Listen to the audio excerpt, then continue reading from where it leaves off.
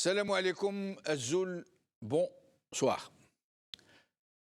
Dans ce monde d'intrigue et de perfidie, qui est malheureusement le nôtre, la disposition naturelle ou le choix, librement consenti, à la gentillesse, à la bienveillance, à l'indulgence, à la droiture, à la sincérité, sont très souvent perçus comme de la naïveté, de la simplicité d'esprit.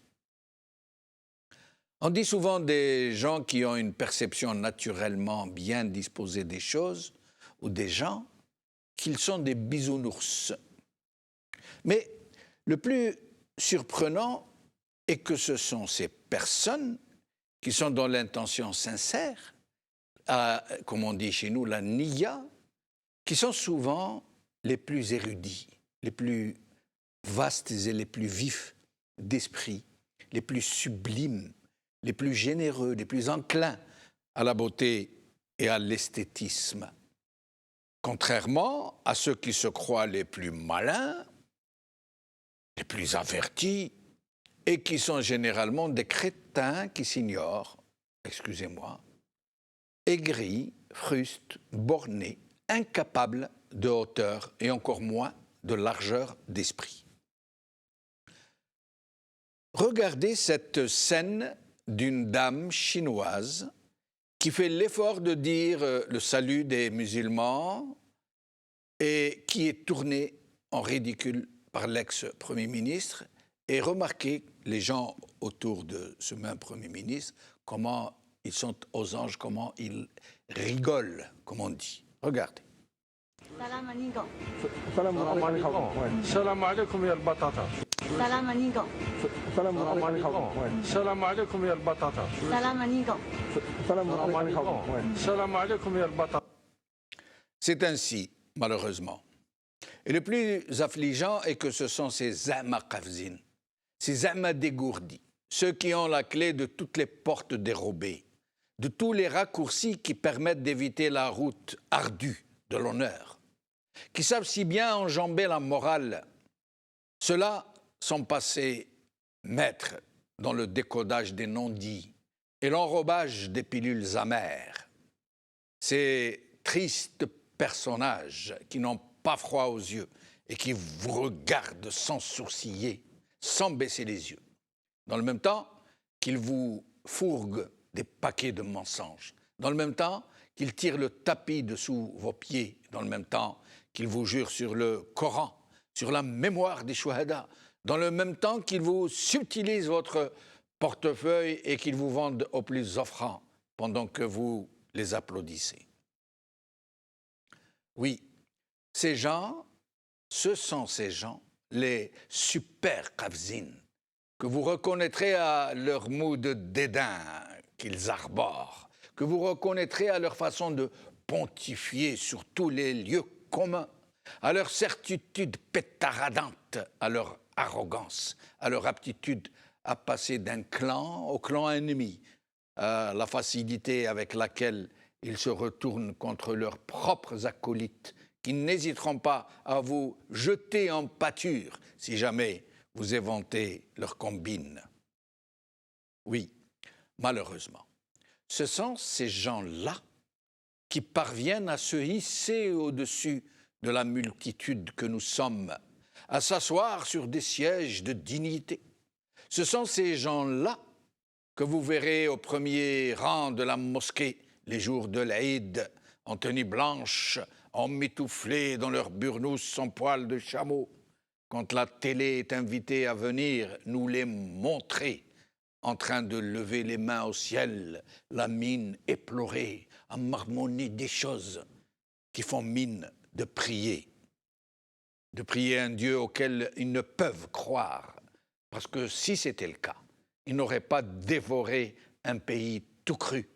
Ils ne se seraient pas servis de la mémoire de ceux qui ont donné leur vie à ce pays pour nous tromper.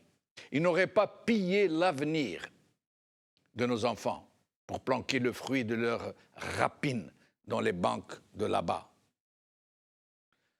Oui, ce sont ces gens qui ne croient qu'en le plus fort, le plus sournois, le plus implacable qui parvienne à s'imposer à notre tête, ou plutôt sur nos têtes.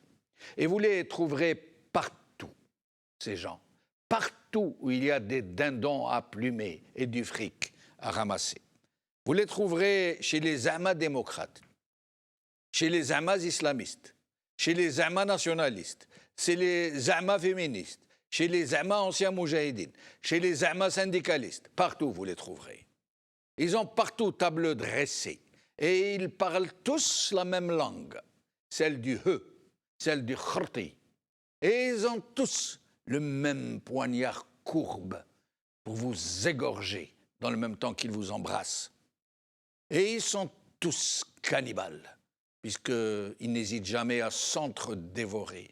Et ils sont tous des génies du mensonge, de l'arnaque, du tirage de tapis, des poseurs de bananes.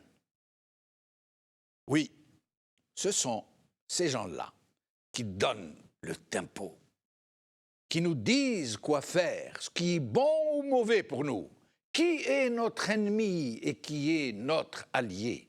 Et si vous voulez éviter de vous laisser arnaquer, alors faites toujours le contraire de ce qu'ils vous disent de faire et considérez les ennemis qu'ils vous désignent comme les meilleurs de vos amis et inversement, bien sûr. Et si vous avez la chance de ne pas avoir été contaminé par eux, par ces gens, parce qu'ils sont très contagieux, alors n'oubliez jamais que ceux et celles qui vous aiment vraiment, ceux et celles qui ne vous mentent pas, se reconnaissent de très loin. Il suffit juste d'ouvrir les yeux sur la vraie vie, sur les vrais gens, et de se doter d'un tamis pour sasser la mystification.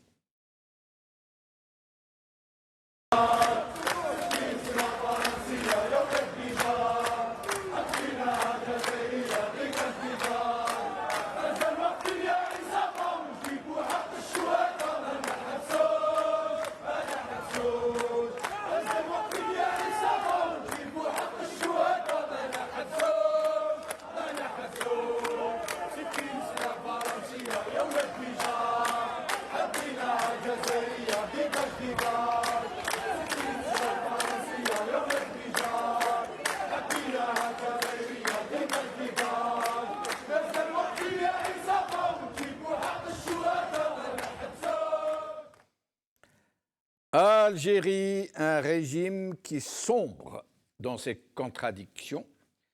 C'est le titre de notre émission d'aujourd'hui. Et pour en parler, j'ai le plaisir d'avoir ici avec moi mon amie Farida Hamidi, psychologue clinicienne, activiste politique. Farida, merci d'être avec nous. Merci à vous. Bonsoir et merci pour l'invitation. Messa al-khair, salam alaikum. Vous avez eu peur, hein? Vous avez peur que je dise Hamidi Hamida Faridi. Alors, Iskandar Debbache, mon ami aussi, depuis si longtemps, analyste politique. Iskandar, merci d'être avec nous. C'est moi qui vous remercie pour l'invitation et je remercie également Madame Farida Hamidi ainsi que tous les téléspectateurs. Merci, merci Iskandar. Et au téléphone, nous allons avoir tout à l'heure, il est sur la route, il va bientôt arriver chez lui, Maître Majid Hachour, avocat. Alors, mes amis, d'abord un sujet qui vient de tomber, dont on ne peut s'empêcher d'aborder en premier. On nous apprend que l'État algérien, appelons-le comme ça, hein, pour ne pas dire le régime, a demandé le report de la visite du Premier ministre français et de la nombreuse délégation qui devait l'accompagner. Et c'est donc la deuxième fois qu'une visite est annulée, une visite de ce niveau. À votre avis, pourquoi? Qu'est-ce qui se passe, à votre avis, Farida? C'était l'objet d'un post que j'avais fait quelques jours de là. Et bon, sincèrement, c'est pas sans prétention, hein, c'est sans surprise en fait, on le savait. Hein, c'est sans surprise pour vous? Oui, hein? vraiment pas, du tout. En fait, ça m'aurait vraiment surpris si la visite avait eu lieu. Si la visite avait été maintenue, en fait, l'annulation. Vous êtes alors dans le secret des dieux, Farida. Non, non, pas du tout, pas du tout. Mais Alors, c'est dans dites-nous. une analyse un peu plus globale et internationale. C'était prévisible alors. selon C'était vous. très prévisible, en fait. C'est ce qui devait arriver, de toute façon. Et naturellement, au vu des actualités qu'il y a aussi autour de l'État français à l'international. Et c'est pour ça qu'il faut voir l'affaire de l'Algérie en Algérie, mais il faut aussi la voir sous un angle international aussi. C'est très important de faire la jonction Alors, dites-nous. entre les deux. Bon, premièrement, en ce moment, il y a la casserole du Rwanda. Oui. Voilà, en France. Donc, ils vont demander des excuses parce qu'il y a des preuves qu'ils ont été impliqués, en tout cas, Mais là, de ça fait manière longtemps. très indirecte. Là, c'est une vieille casserole. Sauf que là, en tout cas, les révélations, elles sont récentes. Les vieilles casseroles en France, voilà, la torture en Algérie pendant la guerre d'Algérie, c'est ancien, mais les révélations et les archives, ils vont être ouverts dans pas longtemps. Donc, on va savoir plein de choses. On est rattrapé par le temps, voilà. Il y a ça. Il y a aussi, il ne faut pas oublier l'affaire du Yémen, où il y a eu crime contre l'humanité. Donc maintenant, c'est appelé officiellement Du fait comme que ça. la France a vendu des équipements et du Les matériel à chars, l'Arabie Saoudite. pas seulement, pas l'Arabie Saoudite. Ils sont beaucoup plus impliqués avec les eaux, les Émirats Arabes Unis, Émirats auxquels Arabes ils ont Unis, vendu les chars Leclerc. Donc il n'y a qu'en France et qu'aux eaux qu'on trouve ces chars-là. Et en fait, pendant leur utilisation au Yémen, où il y a eu crime contre l'humanité, l'État français a installé sur place, en fait. Donc, ces chars-là, ils ont été rapatriés du Yémen aux eaux, donc aux États, aux États Arabes Unis, en fait, les Émirats Arabes les Émirats, pardon, Arabes Unis, où ils ont été remis en état. Parce que quand vous utilisez des armes, il faut bien après les entretenir, les réparer, voilà. Et tout ça, c'est l'État français qui l'a Mais qu'est-ce que fourni. ça a à voir avec l'annulation de la visite française en Algérie? Vu ce qui se passe en Algérie, ils ne peuvent pas ignorer ce qui se passe en Algérie et ça commence à faire beaucoup. Ça commence à Oui, faire mais, beaucoup. moi, je ne vois pas la relation avec l'annulation. Si, leur image à l'international. Mais ils ne vont Si, pas si. s'arrêter de respirer pour autant. Ah non, ils ne vont pas arrêter de... continuer à être un État, à avoir des relations avec les autres pays, à voyager, à recevoir. Oui, faire des mais là, discours, ce n'est à- pas n'importe où ils vont. Ils vont dans un pays où, depuis 2 ans, le peuple est dans la rue. Où depuis 2 ans, il y a des pratiques qui sont absolument, qui ont été reconnues à l'international comme illégales, des pratiques de l'État contre le peuple, la répression, la torture. Comme vient de le reconnaître l'ambassade américaine à Alger, c'est énorme. Eh ben voilà, hein, voilà. Et donc la France, il ne faut pas oublier que c'est une des plus grandes puissances mondiales qui tient quand même à minimum à son image. Ils ont quand même ratifié, c'est le pays des droits de l'homme. Ce qu'il y a, Jamal et Farida, c'est que, vous savez, on connaît la nature des relations qui unissent la France à ses anciennes colonies. Donc, ce n'est un secret pour personne. Ce n'est un secret pour personne. Donc, on sait qu'il y a une relation plutôt verticale. Il n'y a pas de relation, c'est-à-dire sur un pied d'égalité. De toute façon, la France s'est chargée de mettre en place tout cela. Mais, et on connaît aussi le soutien de l'État français aux dictateurs africains. Seulement, voilà, on l'a vu depuis Ben Ali, on a vu comment l'État français peut soutenir un dictateur en Afrique, mais jusqu'à un certain point. À partir du moment où ils les éclaboussent, où cette relation les éclabousse, là, ils commencent à prendre leur distance. Personnellement, moi, je ne crois pas que ce soit la décision du pouvoir algérien de reporter... En tout cas, officiellement, c'est l'Algérie qui a demandé le report. Ça, c'est ce qu'ils disent. Hein. Oui, c'est ce qu'ils disent. Ils peuvent dire ce qu'ils veulent. Mais de toute façon, ce n'est pas dans leur intérêt, en principe. Parce qu'ils auraient plutôt besoin d'un soutien de la France. Un soutien affiché de la France. Exactement. Mais là je ne crois pas que la France puisse s'embarrasser de cette situation. Elle est plutôt embarrassante pour les Français. Vous voyez ce que je veux dire? Donc, eux, ils peuvent les soutenir, mais jusqu'à un certain point. À partir du moment où ça les éclabousse, là, ils se retirent. Ils commencent à se retirer. Et je crois que ils commencent à sentir le roussi, cette relation. Alors d'ailleurs, je rappelle que la déclaration américaine a été faite à l'ambassade de Paris, des États-Unis à Absolument, Paris. oui. Hein, c'est monsieur Gautam Rana. Je cite un extrait de sa déclaration. Washington soutient le droit du peuple algérien d'exprimer ses opinions et de manifester pacifiquement et en toute liberté. Mais le contraire m'aurait étonné.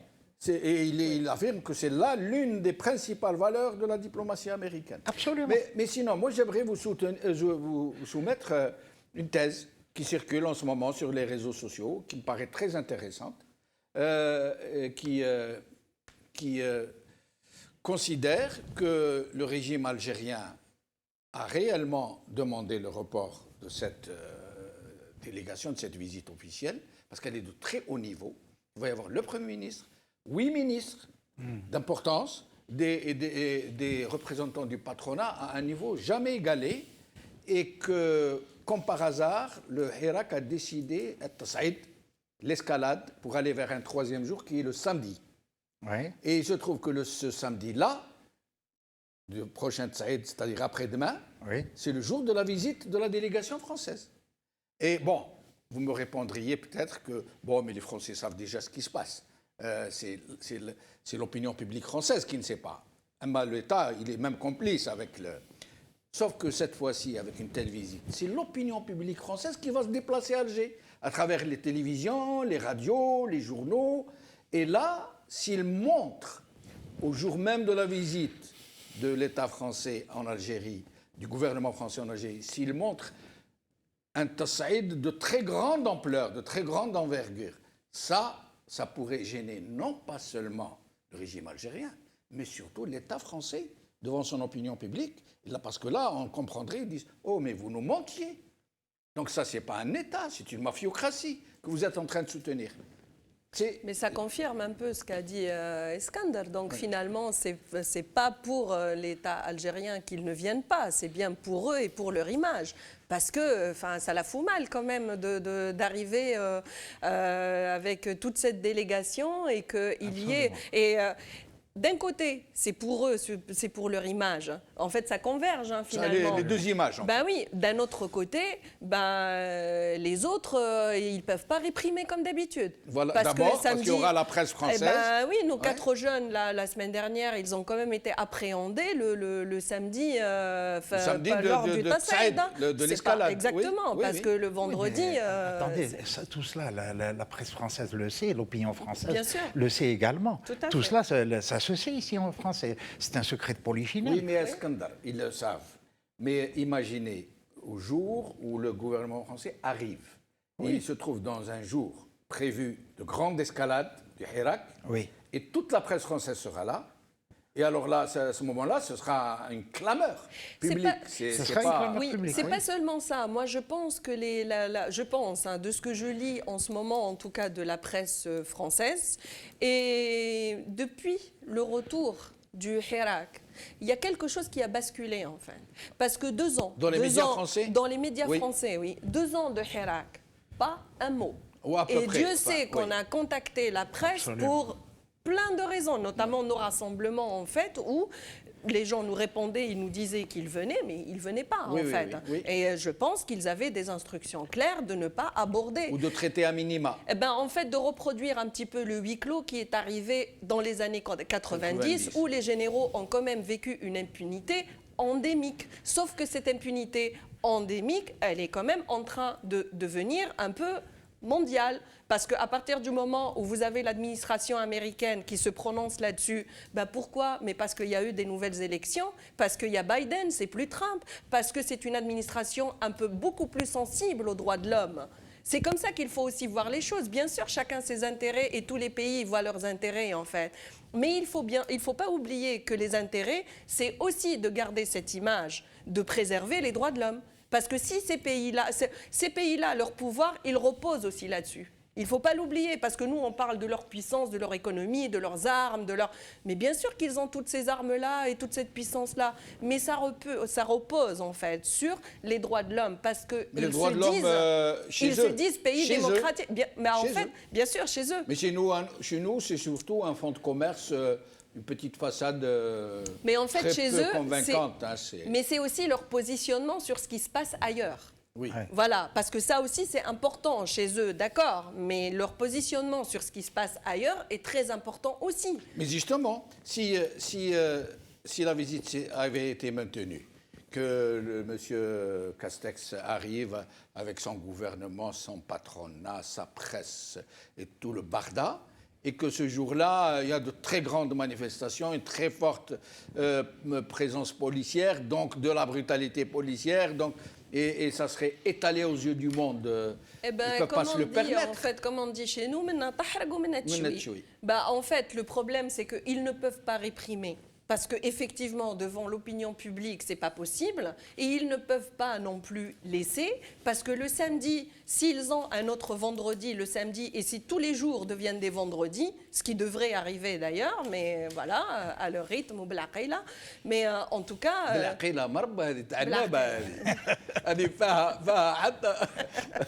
si tous les jours deviennent vendredi, là, hadra khlaf. Donc, en fait, ça ne les arrange pas des deux côtés. Ça n'arrange pas la France de venir, la France officielle, de venir pendant la répression.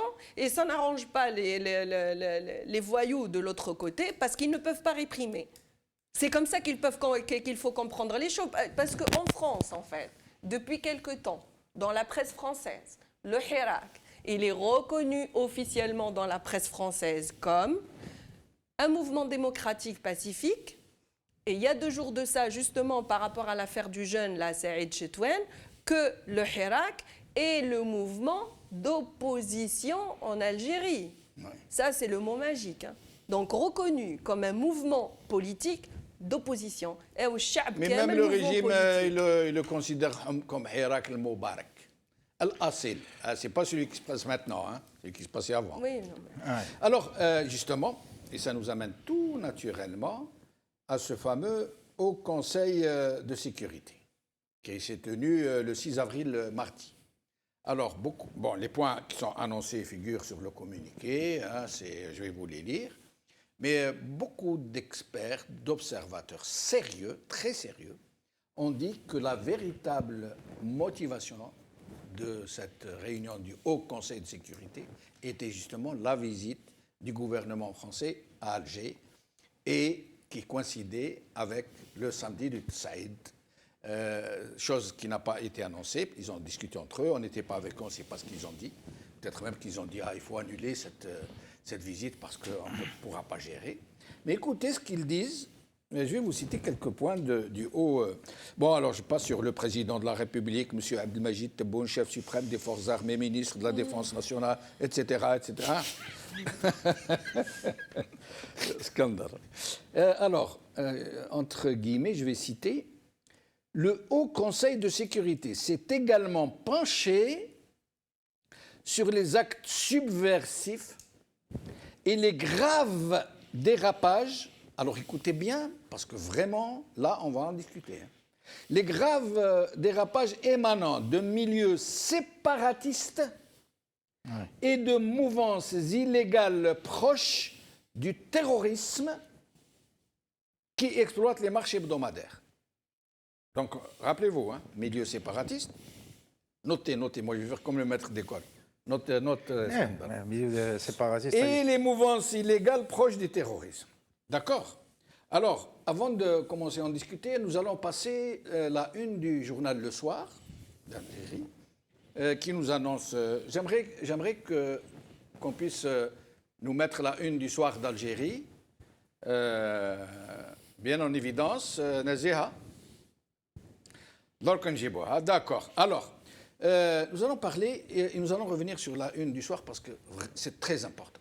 C'est là où on va observer cette forme de connivence qui se met en place d'elle-même, qui vient d'horizons divers, qui semblent ne rien avoir les uns avec les autres, mais qui pourtant convergent tous vers les mêmes objectifs, vers les mêmes façons d'exprimer des choses qui ne se disent pas à haute voix. Alors, qu'est-ce qu'ils entendent par les milieux séparatistes et les mouvances illégales proches du terrorisme ? Qu'est-ce qu'ils entendent ? Oui, qui sont ces milieux séparatistes qui sont dans le Hirak et qui exploitent les marches hebdomadaires. À votre avis, des images et des vidéos qui tournent du Hirak tous les vendredis et tous les mardis, Hirak Talaba. Est-ce qu'ils parlent du Talaba, des séparatistes et des... Je pense pas. Moi, les vidéos et les photos que je vois tous les vendredis, c'est d'une beauté, et maintenant le samedi aussi. Des gens qui scandent des slogans dignes d'un doustour qui m'agueule Hatabo, des gens qui disent de ce qui leur tient à cœur, qui veulent la liberté, qui veulent Jazair Harra Demokratiya, qui revendiquent des services de sécurité justement qui terrorisent le peuple. Et donc c'est eux qui sont dans ce rôle-là de terroristes. Là, je vois qu'un peuple qui sort tous les vendredis, je ne vois pas ces gens-là dont ils parlent, eux. Hein. Ça veut dire qu'il n'y a pas de milieu séparatiste. Tout le monde sait qu'il y a le MAC. Pourtant, le MAC, et c'est là où je voulais en venir, le MAC n'a jamais, voilà, vous venez de le dire, le MAC n'a jamais participé au Hirak, n'a jamais revendiqué le Hirak, ne s'est jamais immiscé dans les affaires du Hirak. On est d'accord. Jamais immiscé dans le Hirak. Alors pourquoi il dit donc il ne parle pas des milieux séparatistes, il ne parle pas du MAC alors.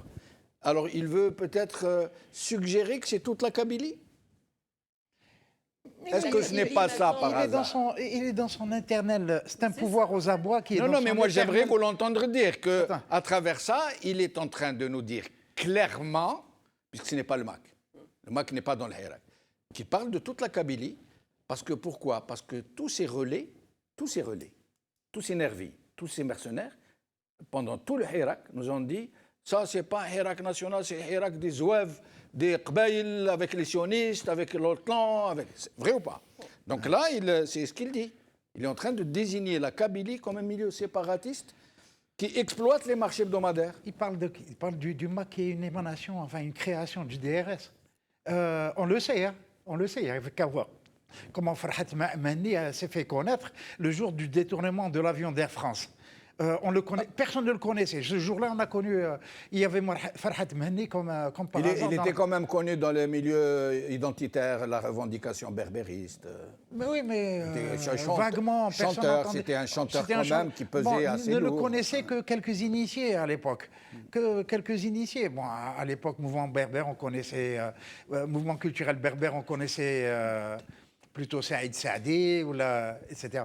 Donc, mais lui, le MAC est une création du DRS. Et ils ont avancé Farhat Mahni pour le faire connaître à l'époque. C'était l'autre... il y avait eu d'une main, ils ont créé les GIA, qui sont une création du DRS, et de l'autre main, ils ont créé le MAC. Voilà, pour mettre toute l'Algérie dans le doute. Mais en tout cas, eux, ils ne peuvent pas parler du MAC parce que le MAC, est-ce qu'on est d'accord sur ça? Ils ne peuvent pas parler du MAC. Le MAC, il est honni en Kabylie. Personne n'aime le MAC en Kabylie. Il a quand même, disons, une petite minorité qui est avec lui. Bon, mais ce n'est pas le sujet. Ce sont des marginaux qui sont avec le MAC. Ce n'est pas le sujet. On pourrait en parler. Peut-être même qu'on pourrait un jour avoir quelqu'un du MAC ici pour en parler. Ce n'est pas un souci. Mais quand ils disent émanant, alors... les actes subversifs et les graves dérapages émanant de milieux séparatistes et de mouvances illégales proches du terrorisme. C'est pour ça que je voulais avoir la une du Soir d'Algérie où on montre Ali Belhaj en photo avec des islamistes, où on parle de Rachad. Un scénario de Rachad. Voilà, ça s'appelle un scénario de Rachad. Voilà.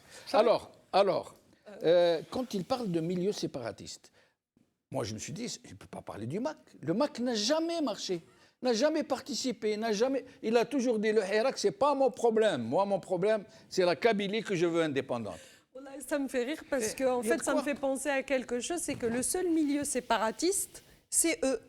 Parce que c'est eux, depuis le début, depuis toujours, ils jouent sur la division. Donc le seul milieu séparatiste, nous aussi on peut les désigner comme même milieu séparatiste. Parce que je parlais d'autres. En fait, là je comprends mieux parce que j'ai la une sous les yeux. Donc un scénario de Rachid avec un point d'interrogation. Donc on peut répondre à la question avec oui ou non. Et qui tombe en même temps. Et oui, franchement. Alors nous sommes en train de la regarder. Regardez bien. Un scénario de Rachad, alors affaire du mineur prétendument torturé. Il parle de Saïd Ch'touane. Oui. Un scénario de Rachad avec point d'interrogation, mais regardez l'image qui illustre l'article. Vous voyez Ali Belhaj avec des islamistes du fils. On est d'accord? Or, Ali Belhaj n'a jamais participé au Hirak, puisqu'il ne peut même pas aller faire la prière du vendredi. Comment on l'aurait autorisé, on laissé manifester au Hirak? Il n'a jamais pu manifester. Donc, et l'article de ce journal qui nous parle de Rachad, mais qui nous montre une image Ali du Belkacem, fils oui. et de la personne la plus emblématique du fils en Algérie, toujours vivante. Qu'est-ce qu'il cherche Il à n'a faire pas montré,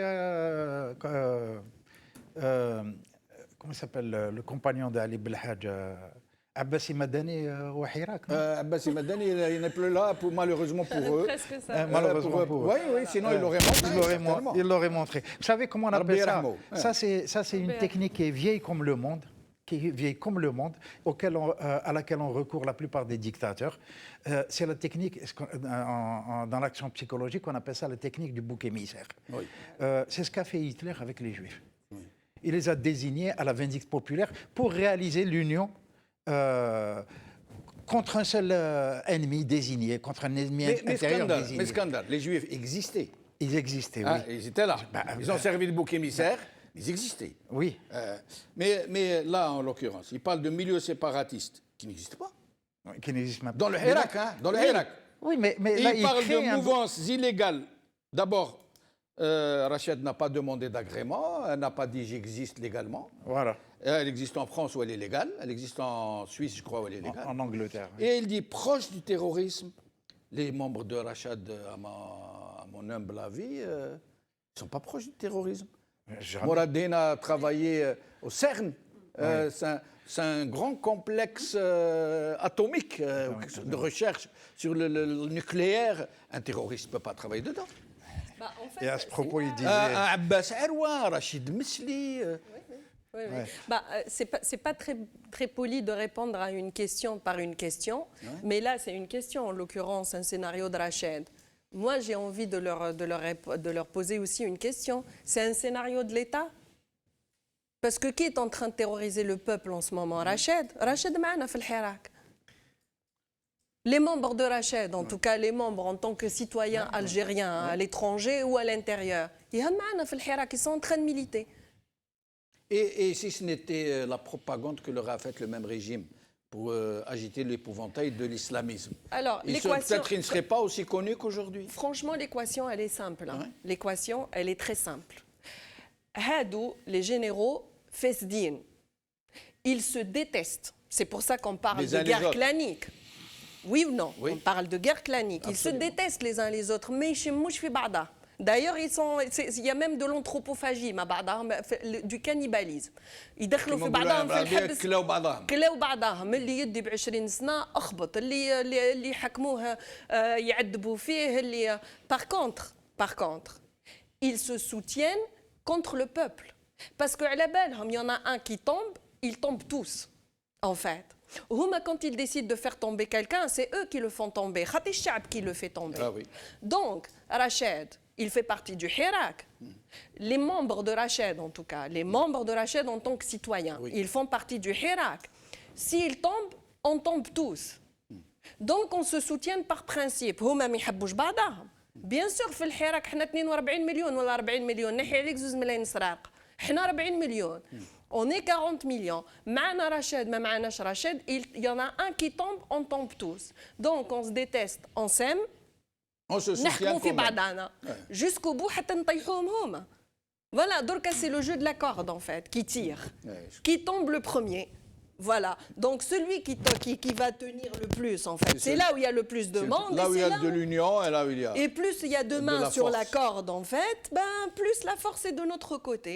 Voilà, et puis quand ils parlent comme ça de mouvements séparatistes et quand ils essayent de polariser le Hirak, là il parle du MAC d'ailleurs qui est inexistant fait le Hirak, ou là il parle de Ali Rachid. Belhadj qui n'est pas dans le... Que ça soit du fils, que ça soit de Rachid, c'est une minorité. Et en fait, c'est une technique des États dictateurs pour contrôler les masses. Le contrôle des masses, il vient comment? C'est pas en contrôlant la masse elle-même, parce qu'on est beaucoup. On contrôle les masses par les minorités, par les pôles.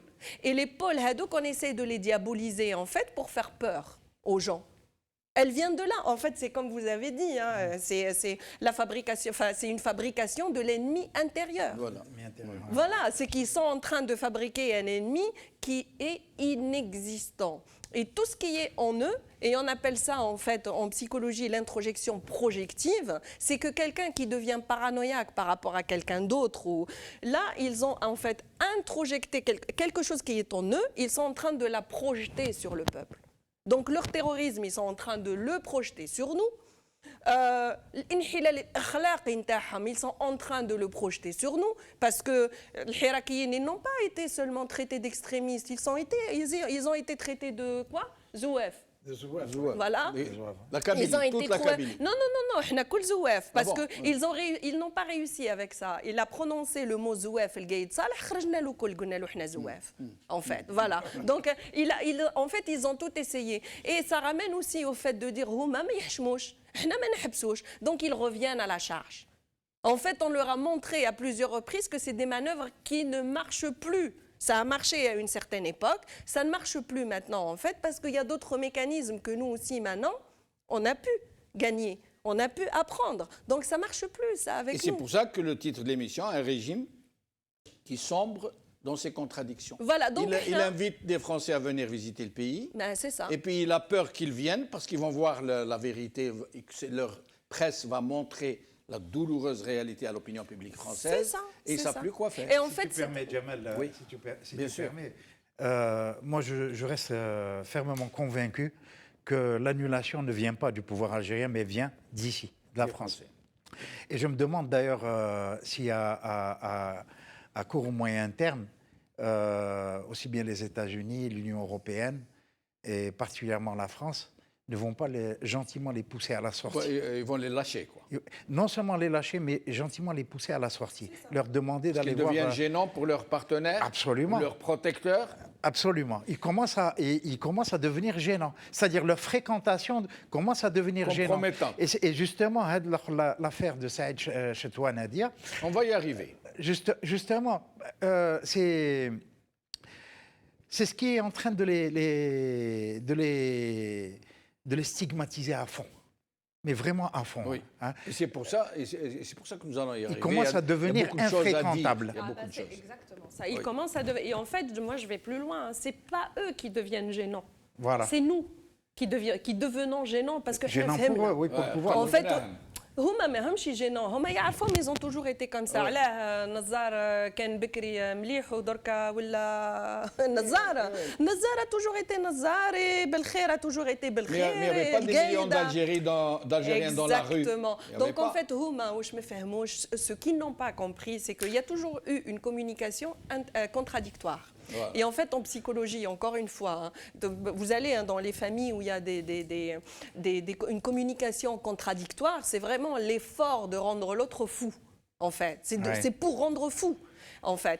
Et cette communication contradictoire, ils n'ont pas compris comment, dans un acte de sublimation totale, en fait, il y a eu le hirak, voilà, comme résilience. Et vous avez vu comment l'histoire se répète, ya Jamal. Oui. L'histoire se répète finalement, et c'est vraiment quelque chose de sublime. Le 8 mai 45, il y a eu les massacres de Guelma, Straifa et Kharrata, etc. C'était quelque chose d'effroyable. L'Écho d'Alger a titré 45 000 morts. Il a titré en manchette, Oui. si vous vous souvenez. Ça a commencé à nourrir la rancœur petit à petit. 10 ans plus tard, il y a eu la révolution, début de la guerre de libération. Et là, il y a eu la décennie noire, 15 ans après, ça a commencé, ou 15 ou 20 ans après, hop, le Hirak. Et qui avait titré 45 000 morts, vous avez dit. L'écho d'Alger. Ah bon? Ah oui. Ah bon, il avait titré ça? Titré 45 000 morts. Ah, d'accord. Il les a reconnus. Alors, nous allons regarder quelque chose d'assez curieux. À la veille, avant que la demande ne soit annulée ou reportée ou que la demande de report ne soit exprimée. La logique aurait voulu, même si dans le discours officiel qui sert à faire fonctionner le fonds de commerce mémoriel, Chouhada al-Moujahideen ou France al-Adou, mais à la veille de la visite de la France officielle en Algérie, la diplomatie la plus basique aurait voulu qu'on ne tienne pas de propos. Vous allez voir, vous allez comprendre. C'est un ministre algérien, aujourd'hui, écoutez bien ce qu'il a dit. Écoutez bien, hein. Avant l'annonce, hein, il est censé faire partie de la délégation qui allait recevoir la délégation française. Écoutez-le, monsieur le ministre du Commerce. Monsieur le ministre du Commerce. راح يكون الصوت بارتو Pardon. ان شاء الله ان شاء الله ما تقلقيش برك ان شاء الله. ونعطي بعض الارقام اللي يمكن الرجوع اليها عن طريق الانترنت. عدوتنا فرنسا التقليديه والدائمه عندها عجز في المنظومه الضمان الاجتماعي ب 44.4 مليار اورو. ونعطي بعض الارقام اللي يمكن الرجوع اليها عن طريق Du Commerce et ministre du Travail. Nous allons encore l'écouter. Hein. Écoutez bien. Quand il parle de France, العدوة تاع بكري والعدوة تاع درك. Écoutez bien. ونعطي بعض الارقام اللي يمكن الرجوع اليها عن طريق الانترنت. عدوتنا فرنسا التقليديه والدائمه عندها عجز في المنظومه الضمان الاجتماعي ب 44.4 مليار اورو. Vous y comprenez quelque chose? Ils invitent le gouvernement français, dont tout le monde sait que c'est leur protecteur, c'est leur complice, c'est leur protecteur. J'allais dire un mot qui ne se dit pas en famille. Et qui est un ministre de ce régime qui invite les Français à venir. Il dit notre invité de toujours et notre invité d'aujourd'hui. Ça veut dire quoi, ça? C'est de l'incompétence? C'est un coup fourré? C'est quoi? Notre invité de toujours. Ennemi. Ennemi de toujours, oui. J'ai dit invité. Je ne sais pas, Il j'ai a dit compris. notre ennemi de toujours et notre ennemi d'aujourd'hui. Daïma, notre ennemi permanent. Ado, ouais. L'hélium. Ce que je... Allez-y. Allez. Ah non, non, c'est méthodique. Hein. C'est méthodique, mais c'est ce que moi... Il y a un problème avec votre micro. Hein. Donc la parole est à Skandar, d'autorité. C'est une manière de mettre la poussière sous le tapis et, comme vous dites souvent, cacher le soleil avec une passoire. Avec un tamis. Avec un tamis, oui. Gharbal. Donc, mais ça ne nous étonne pas. De toute façon, ça ne nous étonne pas. Comme s'ils étaient, c'est-à-dire là, pour traiter avec la France, avec condescendance, c'est notre ennemi, on veut bien le recevoir. Vous aussi, vous avez un problème de micro. Alors, on va prendre... allez-y, poursuivez. Non, vous, oui. ça va. Ouais, allez-y. Oui, donc, c'est-à-dire une manière d'être condescendant envers la France, une manière de sauver les apparences. Mais dans la réalité, on sait quelle est la nature des relations entre la France et le régime d'Alger et la junte militaire d'Alger, puisque c'est elle qui commande. En fait, on a affaire... en France, c'est quoi? C'est une civilisation qui a accompli sa révolution industrielle et donc sa révolution sociale au siècle des Lumières, c'est-à-dire au XVIIIe siècle. Et de l'autre côté, c'est-à-dire avec toute une expérience politique et dans la construction d'une société humaine organisée. Et de l'autre côté, on a quoi? Une administration tellement corrompue qu'elle n'arrive même pas à ramasser ses ordures dans les rues de la capitale. Voilà ce qu'on a. Donc, mais c'est dommage, Skandar, parce que nous avons eu une révolution, une guerre de libération absolument fabuleuse. Absolument fabuleuse. Qui a donné le jour à des libérateurs absolument incroyables qui, pour beaucoup d'entre eux, ont été tués, chassés, persécutés, et certains corrompus aussi, pour se taire. Absolument. Mais c'est dommage que mais finalement ce pouvoir, il est issu des putschistes de 62. Des putschistes de 62 et de 58 ce aussi. Ce n'est pas l'État en tant qu'État qui est là, mais c'est surtout ces gens, ces embusqués. D'abord des putschistes de 58. Oui. De 1958, ceux qui ont assassiné Abban Ramdan, oui, c'est les mêmes. Ce sont les mêmes qui ensuite ont pris le pouvoir en 62, planqués dans l'armée des frontières. Alors, on vient d'être rejoint par Maître Majid Hachour, avocat entre autres de Saïd Chetouane et de sa maman. Maître Majid Hachour, merci d'être avec nous. Bonsoir tout le monde. Je suis hyper content d'être avec vous. J'ai tout le temps souhaité être de votre dans vos débats, que j'apprécie beaucoup. Voilà, merci beaucoup. Voilà. Merci beaucoup. Alors, vous nous confirmez que Vous êtes l'avocat de Saïd Chitouane et de sa maman? Oui, parce qu'ils étaient des Zawalia dont tout le monde a... Ah, oui, il y a un souci? Maître Majid Hachour? Il y a un problème, nous allons revenir. On me dit que c'est un problème de réseau. J'espère que le maître a un téléphone fixe chez lui. Farida, je reviens à vous.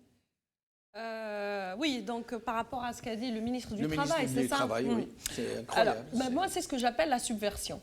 Ça, c'est de la vraie subversion. Vous pensez qu'il l'a fait exprès? Ah ben oui, c'est fait exprès. Cette communication-là autour de la France à l'intérieur n'est pas la même à l'extérieur.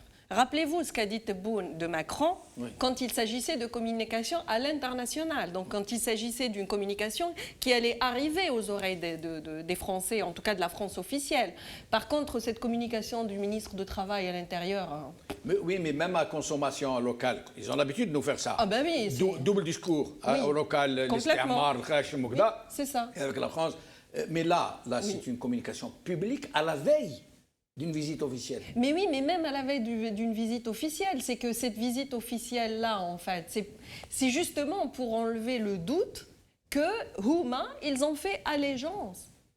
Houma, ils ont fait allégeance. En fait, Houma, l'information pour eux, elle est claire dans leur tête. Ils ont fait allégeance. Ils travaillent avec eux, ils font ce qu'on leur dit, ils obéissent. Par contre, les Jazairiens, bien sûr qu'il y a un autre discours, et notamment par la langue française, par rapport à la langue française aussi. On va mettre l'anglais. Le français complètement. Là, c'était une période de froid entre les deux. Mais même si ce n'était pas une période de froid, en fait, à partir du moment où il y a des documents qui sont importants, qui sont rédigés en français et qui sont à la portée du citoyen algérien, et à partir du moment où le français en tant que langue, donc en tant que moyen linguistique, je ne peux pas interdire à quelqu'un ce que je possède.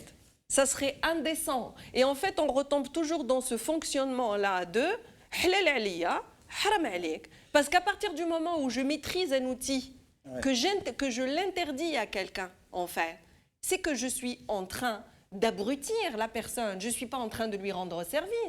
Il y a des livres qui sont absolument précieux sur ce qui s'est passé pendant la guerre d'Algérie et notamment la torture, le sujet qui est tellement d'actualité en ce moment, et sur les méthodes même de torture qui sont systématiques et systématisées en fait, qui sont très importants à lire à l'heure actuelle. Donc si on ne possède pas l'outil de la langue... Farida, est-ce que ce n'est pas une manière, quand il dit est-ce que ce n'est pas une manière de dire qu'ils doivent tous leurs déboires sont dus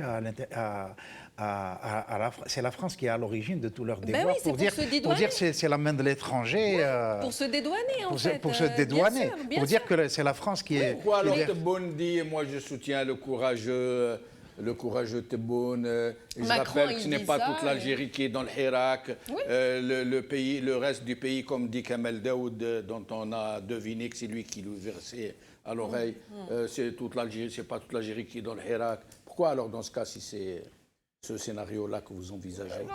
Non, mais ce n'est, en fait, c'est un peu la technique du bouc émissaire. C'est pas la technique du bouc émissaire, c'est on les entend constamment parler de la main de l'étranger, la main de l'étranger. La main de l'étranger, elle vient où? Elle vient d'où?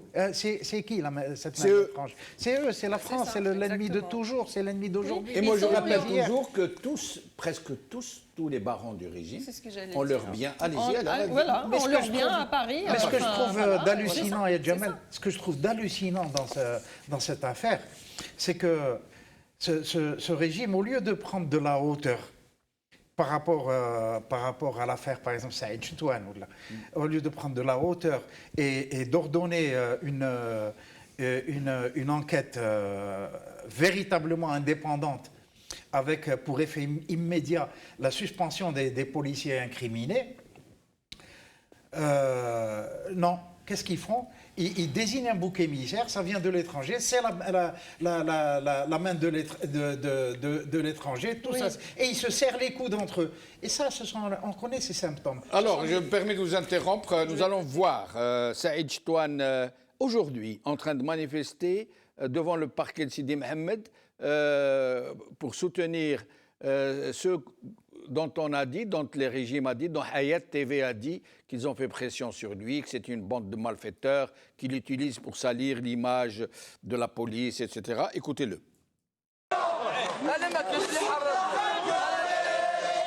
ما كاينش اللي حرضني هنايا والله ماني حابس ما نسمعش في خوتي المعتقلين هذا المكان وانا اللي وهي ما هي اللي قلت لهم ديروا الفيديو باش ما يصراش لولاد الناس كيما صرا لي انايا وهذوك ماشي هما اللي حرضوني هذوك خاوتي هذوك خاوتي هذوك خاوتي هذوك خاوتي وقفوا معايا خمل دارنا الله يحفظك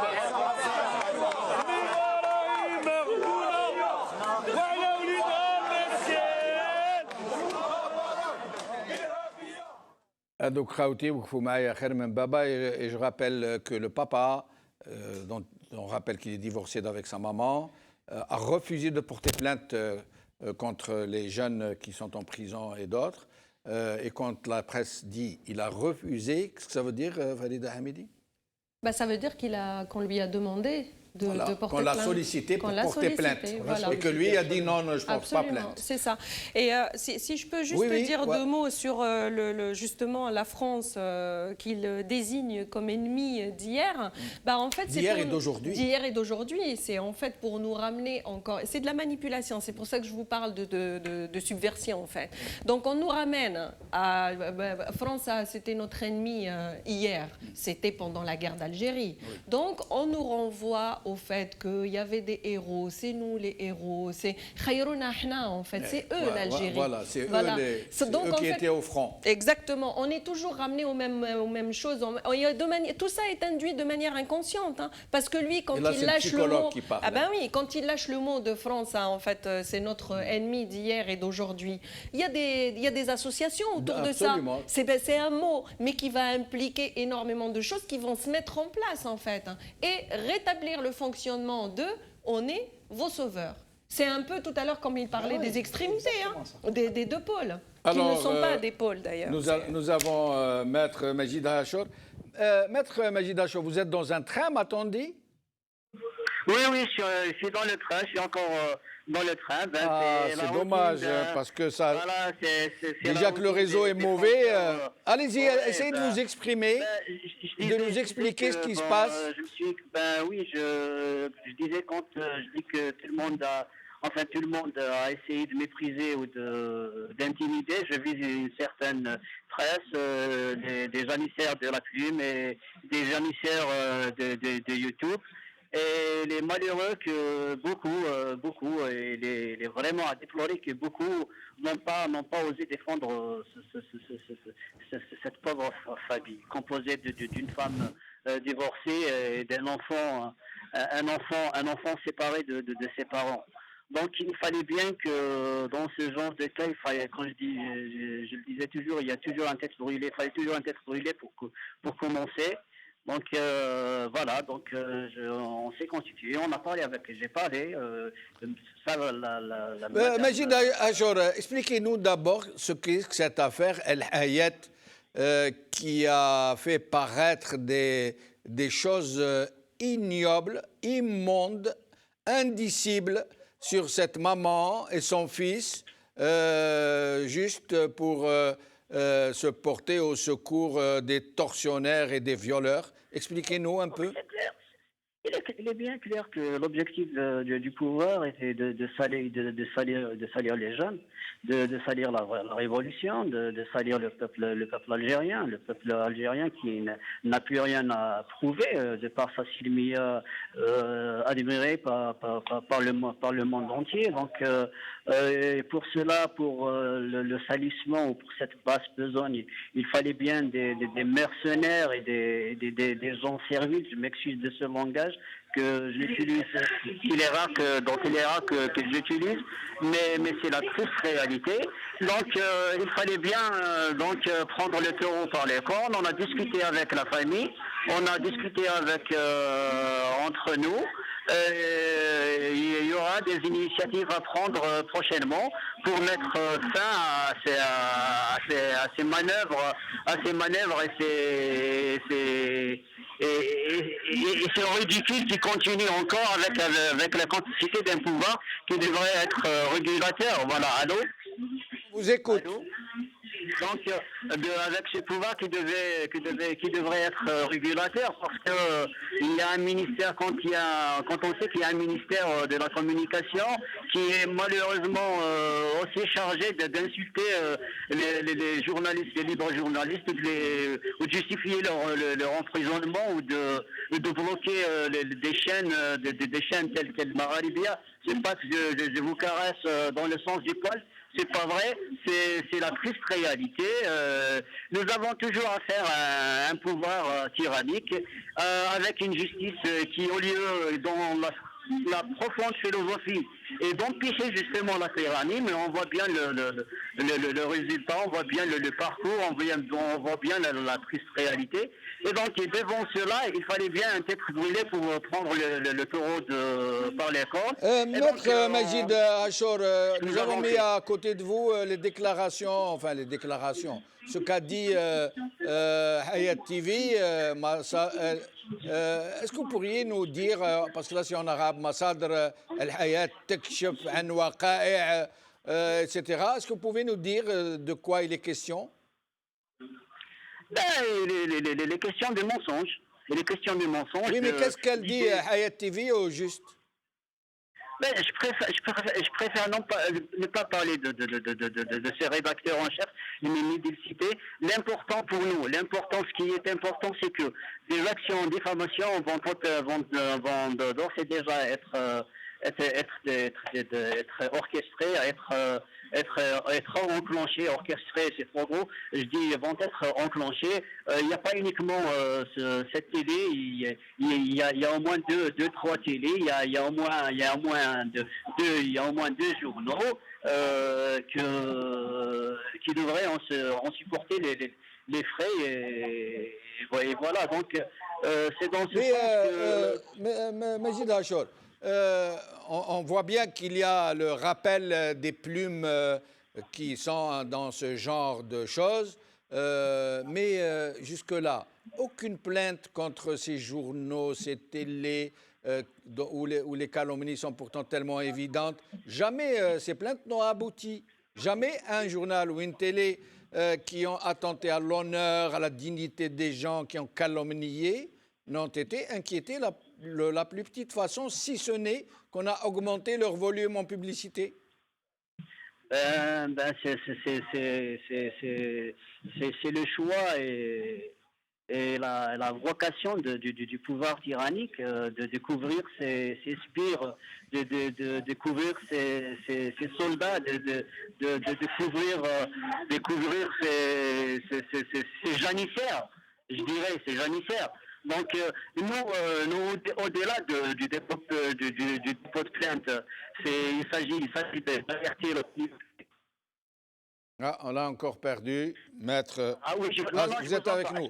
Alors, au sujet de la mise sous mandat de dépôt des détenus qui avaient dénoncé les agressions sexuelles commises contre le jeune Saïd Chitouane, ils ont été arrêtés. Ils sont passés d'abord devant le procureur ce matin à 8h30 sans la présence de leur avocat. Puis ils ont été traduits devant le juge d'instruction qui les a mis sous mandat de dépôt.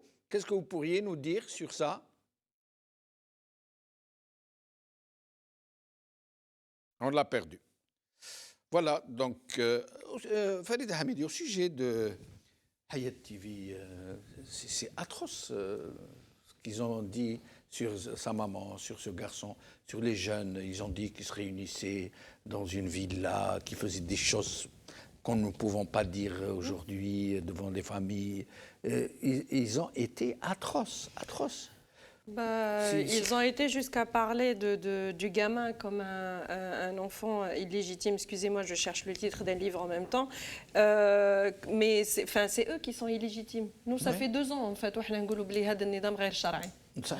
Oui. Vous voyez ce que je vous ai dit tout à l'heure? Ils sont en train de dire les oulad de Nas, ils sont illégitimes. Voilà, parce que eux, ils le sont pour de vrai, en fait.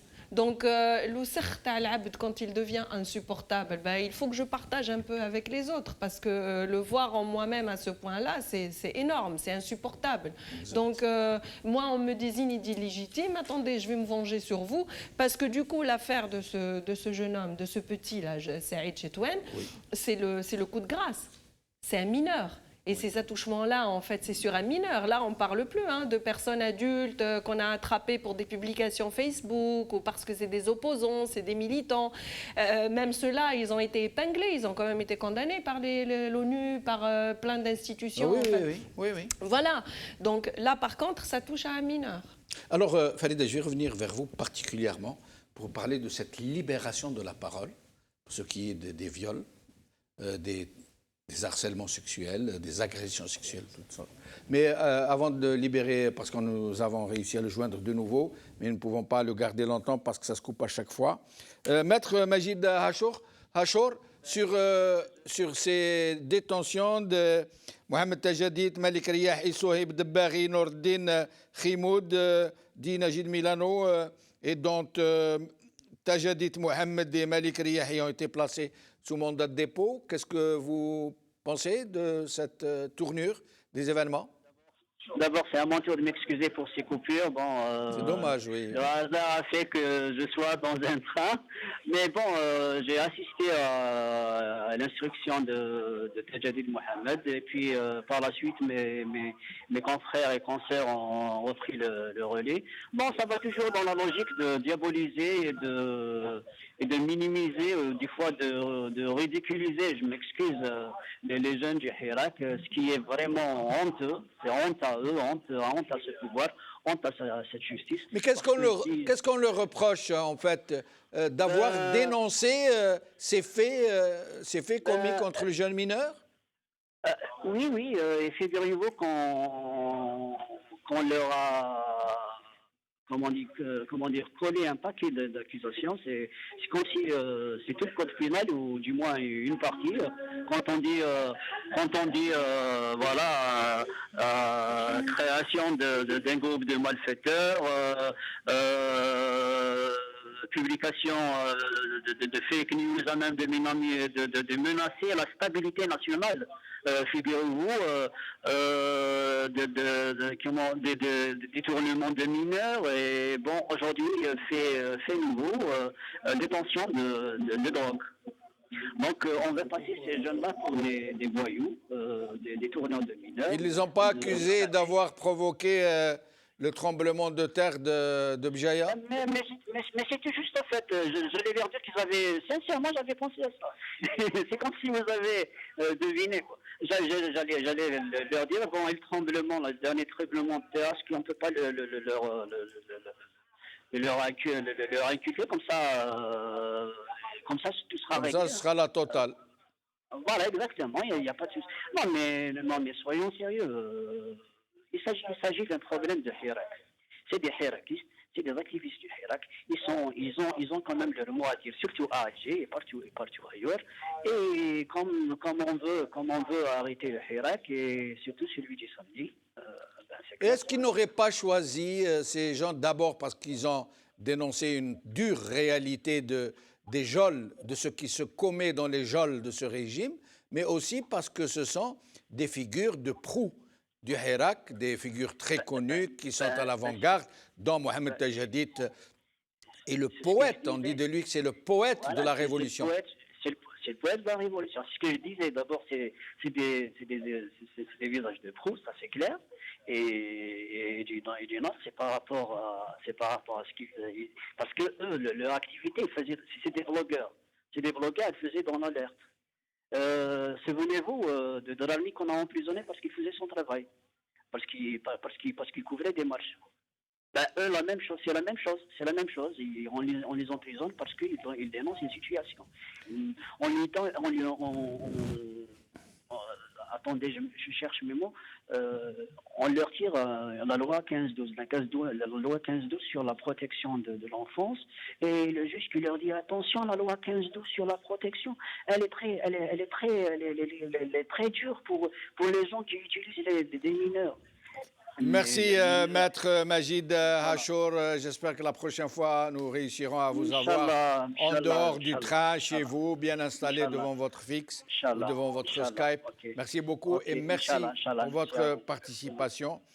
Farida, la pratique de la torture, la pratique du viol, non pas, j'allais dire, en système d'interrogatoire, mais en système de terrorisme effectué par des sadiques. Il y a beaucoup de sadiques dans ces milieux-là. Tout le monde le sait. Hein. C'est un secret de polichinelle. Dans les années 90, ils ont commis des atrocités que personne ne peut raconter dans un plateau comme celui-ci. C'est trop fort, c'est trop atroce. Mais les gens n'ont jamais parlé, surtout les hommes qui ont été victimes de ce genre de pratique. Parce que l'homme violé, j'allais dire, est plus honteux que le violeur lui-même. C'est comme ça. Mais là, les gens commencent à parler. Et on dirait que ça fait peur au système. Et qu'il est en train de sévir très durement pour empêcher, justement, que la parole ne se libère. Et que ce soit une crue. Hamla.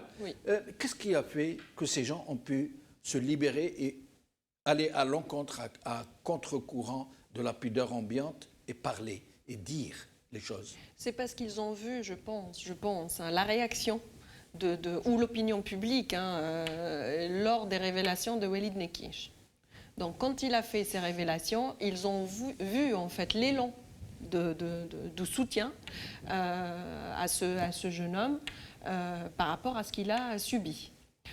Et par la suite, oui, il y a eu d'autres révélations, il y a eu d'autres personnes qui ont dit qu'ils ont été victimes. Et je pense que, en fait, maintenant, la différence, la culpabilité, j'ai envie de dire, de celui qui est du bourreau, n'est plus, en fait, absorbée par la victime. La victime, elle sait qu'elle est victime. Donc, à partir de ce moment-là où on a reconnu dans la victime son statut de victime, la parole se libère à ce moment-là, justement. Voilà, parce qu'il y a une reconnaissance. Et eux, c'est ce qui leur fait peur, en fait. C'est que les gens... Parce qu'à partir du moment où vous reconnaissez votre statut de victime, c'est que vous reconnaissez, c'est que vous prenez conscience que vous avez des droits. Et on est avec des gens qui ne veulent pas que les Algériens se rendent compte qu'ils ont des droits. Parce que la pratique de la torture, justement, c'est pour annihiler la personne. C'est pour la faire disparaître en tant que personne, en fait. C'est de la transformer en un objet dont on fait ce qu'on veut. Et c'est pour ça que le violeur ou le torturé baisse les yeux, alors que le tortionnaire ou le violeur ne baisse pas les yeux. C'est ça. C'est ça. Et en fait, quand on parlait tout à l'heure de sadisme et de... Moi, enfin, je ne sais pas, je ne vais pas voir... En tout cas, en psychologie, parce que derrière ça, il y a quand même une pulsion sexuelle. C'est que celui qui viole, il a peut-être plaisir, pas celui qui est violé, il souffre. Sauf que là, en fait, le plus grave, c'est qu'on n'est pas dans cette configuration-là. Parce que tout à l'heure, on parlait d'enquête, en fait, d'ouvrir une enquête. En fait, je ne peux pas demander à mon bourreau d'ouvrir une enquête sur lui-même.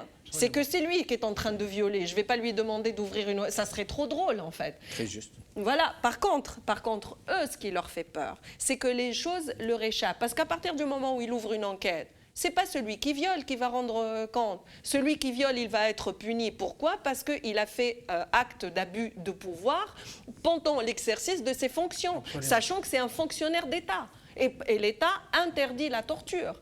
Par contre, nous, ce qu'on va chercher, en fait, et c'est pour ça que pendant la guerre d'Algérie, en fait, l'État français n'a pas reconnu la guerre d'Algérie en tant que guerre. Il l'a reconnu, il disait plutôt les événements. Oui. Parce que la guerre, elle est régie par des droits. Et les droits, et les lois, en fait, les lois, elles interdisent ce genre de pratique. Donc, en fait... C'était pas leur refus inconscient, refuser de dire que c'est une guerre. Ben non, parce qu'à partir du moment où on reconnaît que la guerre d'Algérie est une guerre, en fait, c'est qu'il y a eu des exactions commises. Il y a eu des crimes de guerre.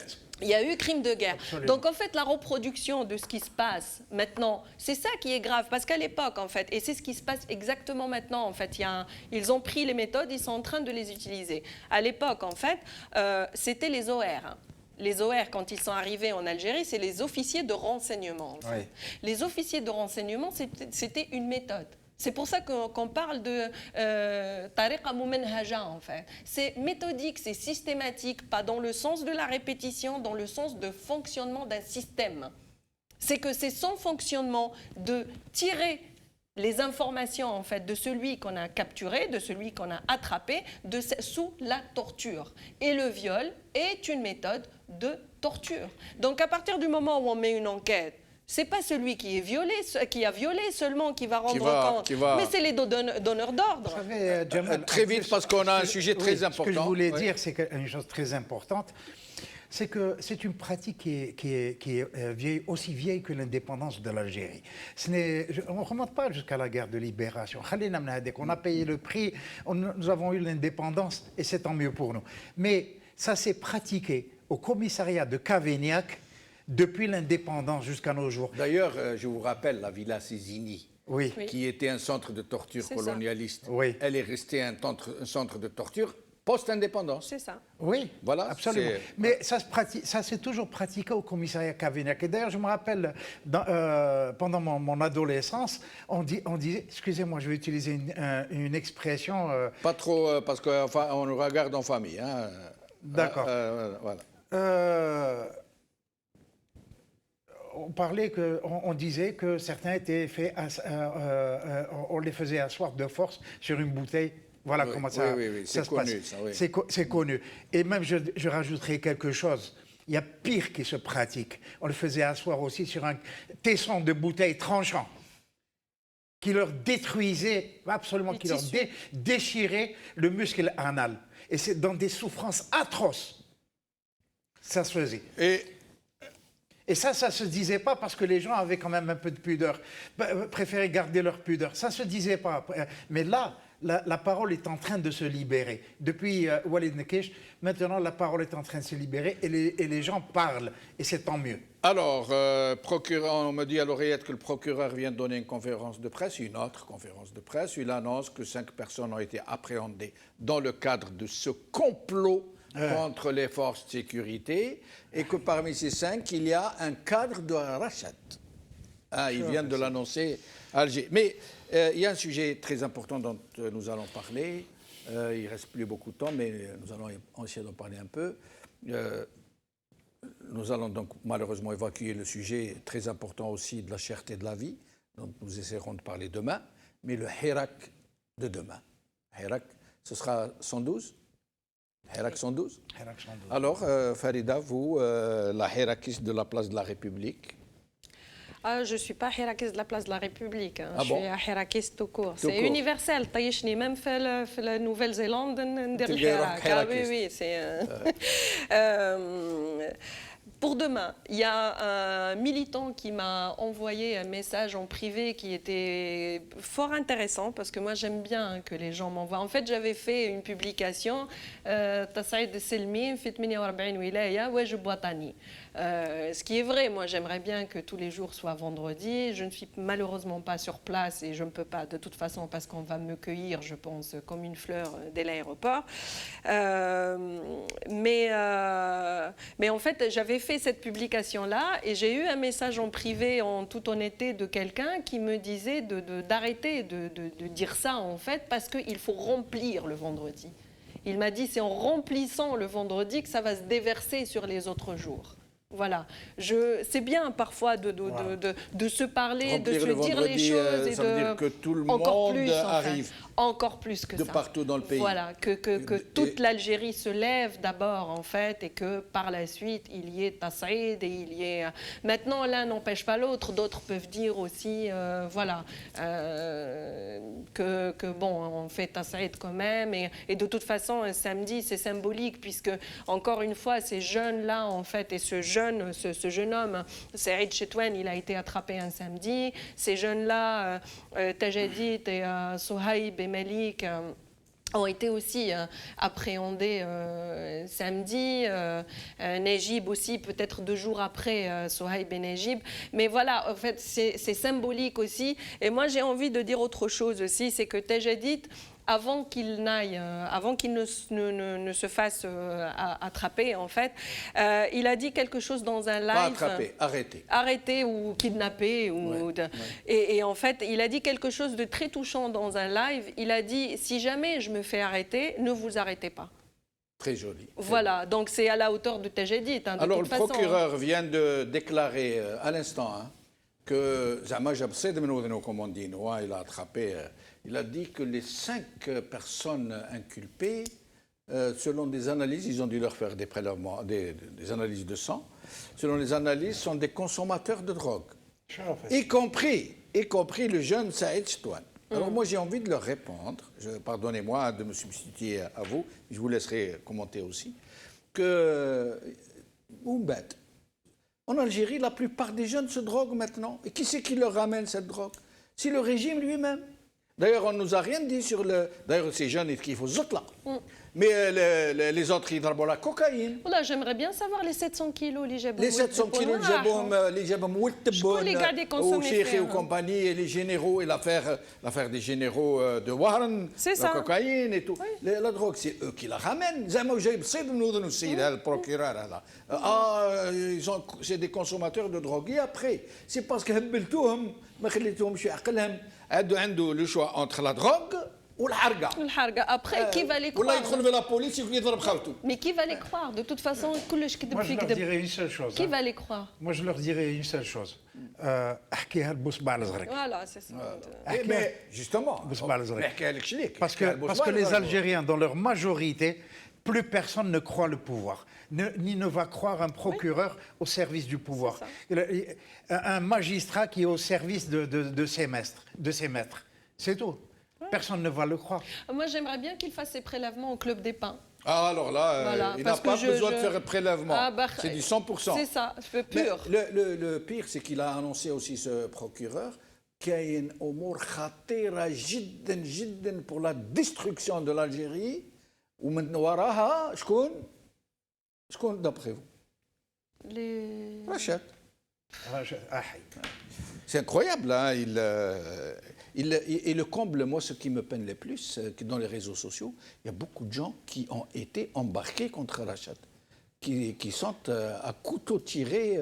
Vous leur parlez de Rachad, ils sautent au plafond. Mais ils savent ce qu'ils font, et c'est pour ça qu'ils le font, en fait. C'est pour ça qu'ils le font, et c'est pour ça que par rapport à ça, en fait, il faut prendre de la hauteur, justement, il faut prendre beaucoup de recul. Et quand on prend du recul, en fait, et on sort du cercle, on est beaucoup plus objectif. En fait. Et on voit très bien qu'eux, ils n'ont pas peur de Rachad, ils ont peur de la masse. Bien sûr. Voilà. Et la masse, en fait, elle accepte Rachad. La masse, elle accepte Rachad. Elle accepte Rachad comme elle accepte tous les hirakistes.